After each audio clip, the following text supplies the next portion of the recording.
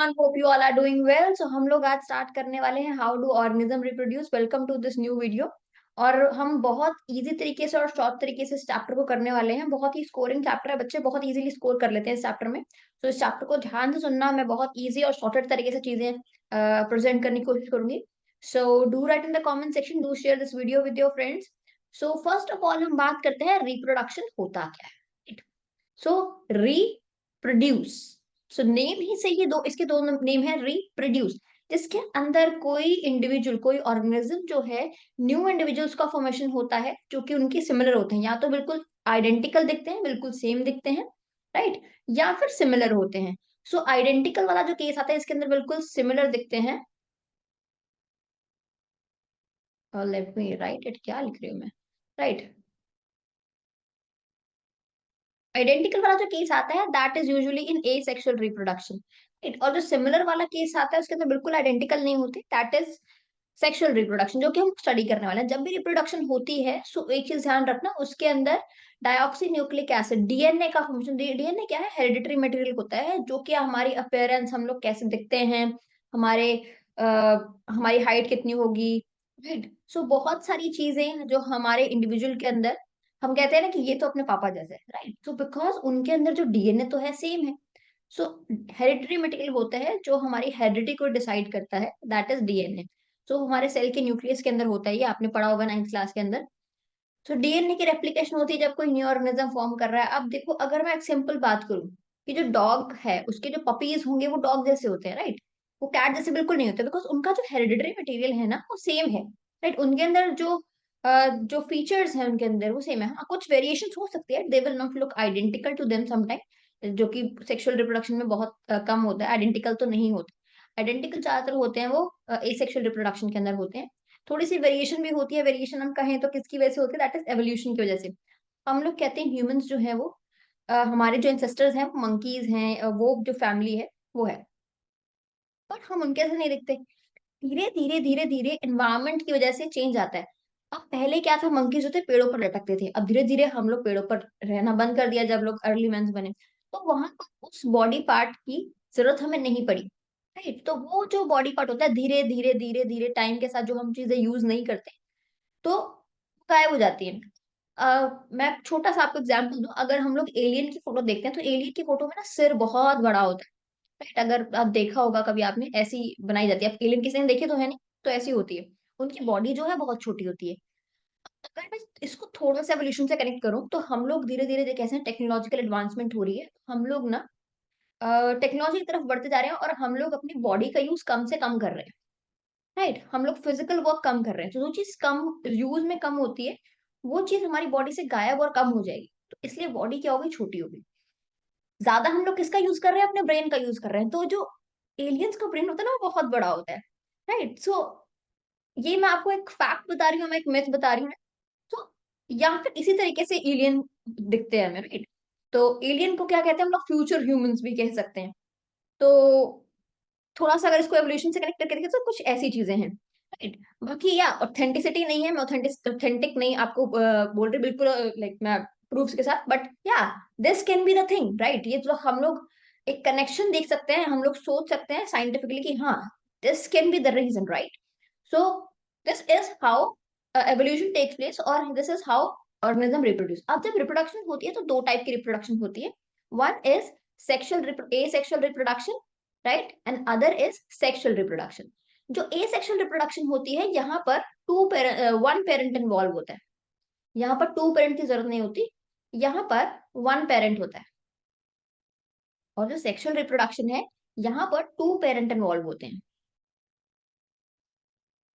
ठीक। यहाँ पर टू पेरेंट इन्वॉल्व होंगे, और यहाँ पर जो है मेल और फीमेल इन्वॉल्व होंगे, राइट, दो पेरेंट इन्वॉल्व होंगे। और यहाँ पर जब ए सेक्सुअल रिप्रोडक्शन हो रही है तो यहाँ पर जो बनेगा, जो न्यू ऑर्गेनिज्म बनेगा, जो न्यू ऑर्गेनिज्म यहाँ पर आएगा,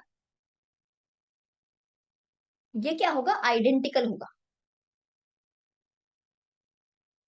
राइट। और यहाँ पर जो न्यू ऑर्गेनिज्म फॉर्म होगा, न्यू इंडिविजुअल फॉर्म होगा, इसके अंदर ये सिमिलर होगा, राइट। अगर ह्यूमन का बेबी है तो वो ह्यूमन होगा, डॉग का बेबी है तो वो डॉग होगा, कैट्स का बेबी है तो वो कैट होगा, that is a sexual reproduction. अब कुछ ऐसे ऑर्गेनिज्म है जो सेक्सुअल रिप्रोड्यूस करते हैं, जो कुछ ऐसे हैं जो ए सेक्सुअली रिप्रोड्यूस करते हैं। सेक्सुअल ए सेक्सुअल रिप्रोडक्शन ज्यादातर वो करते हैं, जैसे सिंगल सेल्ड ऑर्गेनिज्म हो गए, जो प्राइमरी ऑर्गेनिज्म हमारे हो गए, राइट, जैसे सिंगल सेल्ड हो गए, अमीबा हो गया, छोटे ऑर्गेनिज्म हो गए। और ये जो है हमारे जो बड़े ऑर्गेनिज्म है, जैसे हम लोग डॉग्स हैं, कैट्स है, ह्यूमंस हैं, तो ये लोग ज्यादातर ए सेक्सुअल रिप्रोडक्शन करते हैं। सो हम लोग स्टडी करते हैं सबसे पहले ए सेक्सुअल रिप्रोडक्शन, जहां पर सिंगल पेरेंट इन्वॉल्व होता है। सो फर्स्ट है सेक्सुअल रिप्रोडक्शन के अंदर फिजन। अभी फिजन क्या है? फिजन दो तरीके की होती है, बाइनरी फिजन होती है और मल्टीपल फिजन होती है। फिजन का मतलब क्या है? फिजन का मतलब होता है ब्रेक करना। दो वर्ड्स हैं, आप लोग ध्यान रखना, एक होता है फ्यूजन, एक होता है फिजन। फिजन का मतलब होता है कोई एक चीज है उसको टूट जाना, दैट इज फिजन। फ्यूजन का मतलब होता है फ्यूज होकर एक हो जाना। सो फिजन का जस्ट उल्टा है। मान लो अब दो चीजें थी मेरे पास, ये फ्यूज होकर क्या बन गई? एक हो गई, that is fusion. Fusion, right, fusion. यहाँ पर ही एक बन गया। फिजन में क्या हो गया? देखो अब अमीबा है, अमीबा ने क्या किया, थोड़ा थोड़ा धीरे धीरे ये क्या होना शुरू हुआ? ब्रेक होना शुरू हुआ। यहाँ पर इसका न्यूक्लियस ब्रेक होना शुरू हुआ और धीरे धीरे धीरे धीरे इमेच्योर होके क्या हो गया? टू डॉटर सेल्स का फॉर्मेशन हो गया। तो अमीबा जो है वो क्या करता है? बाइनरी फिजन करता है। बाइनरी मीन्स टू, दो में टूट जाता है, राइट। ऐसे लिस्मेनिया भी है, सेम थिंग, इसका जो न्यूक्लियस डिवाइड होता है, राइट, न्यूक्लियस में जो है उस ऑर्गेनिज्म की सारी इंफॉर्मेशन होती है, बिकॉज न्यूक्लियस के अंदर क्या चीज है? न्यूक्लियस के अंदर प्रेजेंट है हमारा डीएनए, यहीं पर हमारा डीएनए होता है। जब न्यूक्लियस ब्रेक हो गया तो न्यूक्लियस दो में डिवाइड हो गया, अब दो के अंदर वही इंफॉर्मेशन, जो वो सेम इंफॉर्मेशन थी वहां पर वो चलेगी। फिर है मल्टीपल फिजन। मल्टीपल फिजन में क्या है? एक ऑर्गेनिज्म, अब एक डीएनए था इस ऑर्गेनिज्म के अंदर, अब ये क्या है? मल्टीपल में ब्रेक हो गया, मल्टीपल डीएन मल्टीपल न्यूक्लियस हो गया, तो ये मल्टीपल ऑर्गेनिज्म में ब्रेक हो जाएगा, दैट इज प्लाज्मोडियम। सो ये थी हमारी फिजन। फिजन के अंदर जो है न्यूक्लियस जो है वो डिवाइड हो गया दो के अंदर। तो यहाँ पर न्यूक्लियस वाला जो आपका पोर्शन है वो बहुत इंपॉर्टेंट है। तो फिजन के अंदर न्यूक्लियस वो करता है। फिर है फ्रेगमेंटेशन।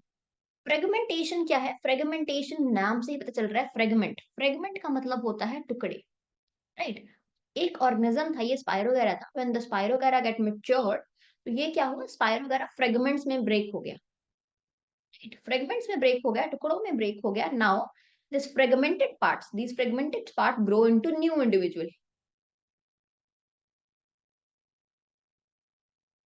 ये न्यू इंडिविजुअल बन गए, राइट। अब ये फ्रेगमेंटेड पार्ट थे, ये भी न्यू इंडिविजुअल बन गया। अब धीरे धीरे ये भी बड़े होंगे, ये भी टूट जाएंगे, फिर धीरे वो पार्ट्स बड़े होंगे, वो ब्रेक हो जाएंगे। धीरे धीरे ये फ्रेगमेंटेशन हो गई, इस प्रोसेस को हम लोग बोलते हैं फ्रेगमेंटेशन, जो कि होती है स्पाइरोगैरा में। फिर आती है रीजनरेशन। रीजनरेशन में भी क्या है?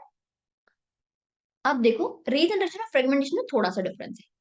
फ्रेगमेंटेशन के अंदर जो ऑर्गेनिज्म है, इसका आप लोग आइडेंटिफाई नहीं कर सकते कि इसका हेड कहाँ पर है, इसका टेल कहाँ पर है, इसका फुट कहाँ पर है, हम लोग आइडेंटिफिकेशन नहीं कर सकते। हम लोग जब बात करते हैं रीजनरेशन की, तो रीजनरेशन के अंदर जो हाइड्रा है, राइट, जो ये हाइड्रा है, प्लेनेरिया है, दो डिफरेंट ऑर्गेनिज्म है, इनको क्या कर दिया? इनको कट कर दिया।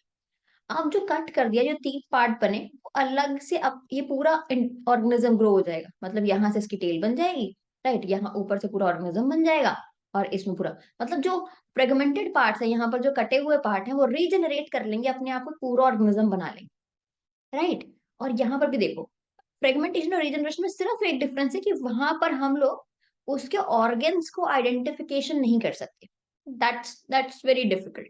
और यहाँ पर हम इसके ऑर्गन्स को आइडेंटिफाई कर सकते हैं रीजनरेशन में, जो फ्रेगमेंटेड पार्ट है that actually grows into a new organism, new individual. तो हाइड और प्लिनेरिया ये दोनों रीजनरेशन करते हैं। हाइड्रा एक और तरीके से ग्रो करता है, हाइड्रा बडिंग से भी ग्रो करता है। हाइड्रा के अंदर क्या होता है? बडिंग भी होता है, जैसे अब अगर आगे होगा तो हम लोग पढ़ते हैं उसको। सो हाइड्रा के अंदर एक छोटा सा बड फॉर्म करता है। धीरे धीरे क्या होता है? ये जो बड होता है इसकी बॉडी पर ग्रो होना शुरू हो जाता है। धीरे धीरे ये ग्रो होता है, धीरे धीरे और ग्रो होता है, और धीरे धीरे क्या होता है? ये जो हाइड्रा होता है ये डिटैच हो जाता है अपनी पेरेंट बॉडी से। इस प्रोसेस को हम लोग जो बोलते हैं बडिंग बोलते हैं। यहाँ पे बड, बडिंग से भी ग्रो करता है और ये रीजनरेशन से भी ग्रो करता है। या नेक्स्ट एग्जैक्टली बडिंग है, मैं यही आपको बता रही थी। सो बडिंग के अंदर क्या हुआ? ये देखो, ये बड का फॉर्मेशन हुआ और ये जो बड धीरे धीरे बड़ा हो गया और धीरे धीरे न्यू ऑर्गेनिज्म से इसने ग्रो कर लिया। तो ये भी हमारा ए सेक्सुअल रिप्रोडक्शन है, राइट। और फिर है वेजिटेटिव प्रोपोगेशन। वेजिटेटिव प्रोपोगेशन क्या है? वेजिटेटिव प्रोपोगेशन, अब देखो बहुत सारे जो प्लांट्स हैं जो ग्रो करते हैं वो सीड से ग्रो करते हैं, सीड से ग्रो करते हैं। अब बहुत सारे प्लांट्स ऐसे हैं जो सीड से नहीं ग्रो करते, वो किसी वेजिटेटिव पार्ट से ग्रो करते हैं, राइट। कुछ जो है वो लीफ से ग्रो करते हैं। अगर हम रोज की बात करें तो रोज है जो स्टेम से ग्रो करते हैं, स्टेम से ग्रो करते हैं। बहुत सारे ऐसे, तो ये वेजिटेटिव पार्ट है। वेजिटेटिव पार्ट वो पार्ट होता है प्लांट का जिसकी जिस जिस पार्ट की हेल्प से उसकी रिप्रोडक्शन हो सकती है, that is the vegetative part. जो एक न्यू ऑर्गेनिज्म, न्यू इंडिविजुअल को प्रोड्यूस करने में कैपेबल है, दैट इज वेजिटेटिव पार्ट। अब रोज के कोई सीड्स तो होते नहीं है, तो रोज कैसे ग्रो करते हैं? स्टेम स्टेम से ग्रो करते हैं, राइट। मैंने स्टीम लिखा है, I should write it properly, right. तो ऑलराइट, तो ये स्टेम से ग्रो करते हैं। बहुत सारे ऐसे जो है ऑर्गेनिज्म है वो डिफरेंट वेजिटेटिव पार्ट से ग्रो करते हैं। जैसे तो बात करें, मिंट की बात करें, राइट, या फिर हम लोग अनियन की बात करें, गार्लिक की बात करें, तो इसे बल्ब से ग्रो करते हैं। मिंट जो है अगेन स्टेम से ग्रो करके, तो मिंट भी इसी कैटेगरी में आ जाएगा। तो फिर बल्ब से ग्रो करने वाले हैं कुछ हैं, जो कि हमारा अनियन है, गार्लिक है, राइट। सो बहुत सारी जो ऐसी चीजें हैं, मतलब सीड्स को छोड़ के बाकी किसी भी वेजिटेटिव पार्ट से ग्रो करें, so that is vegetative propagation. So ये भी एक टाइप का एसेक्सुअल रिप्रोडक्शन है, जिसके अंदर दो पेरेंट इन्वॉल्व नहीं होते। फिर है स्पोर फॉर्मेशन। स्पोर फॉर्मेशन जो है बहुत ही इफेक्टिव, मैं कहूँ, एसेक्सुअल रिप्रोडक्शन है, क्योंकि स्पोर्स जो है, अब देखो, ये जो प्लांट मैच्योर हुआ, राइजोपस, इसने क्या किया? स्पोर रिलीज कर दी।